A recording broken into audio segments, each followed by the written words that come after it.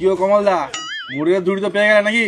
হ্যাঁ পেয়ে গেছি, ভগবানকে একটু ভালো করে ডেকেছিলাম তো তাই পেয়ে গেছি। গুরুদেব, একটা জিনিস গুড়ি পেয়েছি। কি গুড়ি পেয়ে যাবে? না না কিছু উড়াই পয়সা পেয়েছে সেটাই বলতিছে। বস বস কাজ কর। ও পয়সা, আমি তো ভাবলাম সোনা গুড়িছে। সোনা না ঘোড়া, সোনার যা দাম সোনা ফেলে রাখবে কেউ নিচে। পয়সা পেয়েছে যাবো, আসতে বল, বাইরে যা।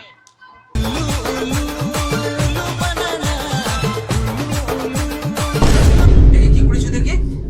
আই দেখো, নিচে গুড়িছি মানে এইটা খুলে দেখছিলি? খুলে দেখছিলাম, লাল পেপারে মুড়ে আছে, নিশ্চয়ই মানে কোনো বাংলি টাংলি হবে। তাই নাকি? হ্যাঁ। দে দে দে দে। আবে না মানে গুরুদেব, এইটা মানে আমাকে ভাগ দিতে হবে। ঠিক আছে লে, তুইও ভাগ নিবি। তুই এক ভাগ, আমি দুই ভাগ। না মানে আমি দুভাগ লুবো, আমি গুড়িছি মানে আমি বেশি লুবো নি।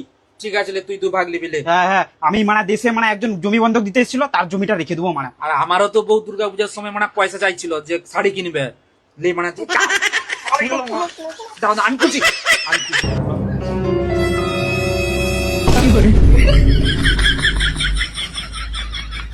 তুই দু ভাগ চেয়েছিলি, তুই তিন ভাগ। না, গুরুদেব আমার কাছে কি লাগবে? আমি তো বিয়ে করেছি নাকি যে আমার লাগবে? আমার লাগবে না, আমরা মানে আমরা তুমি নিয়ে নাও না।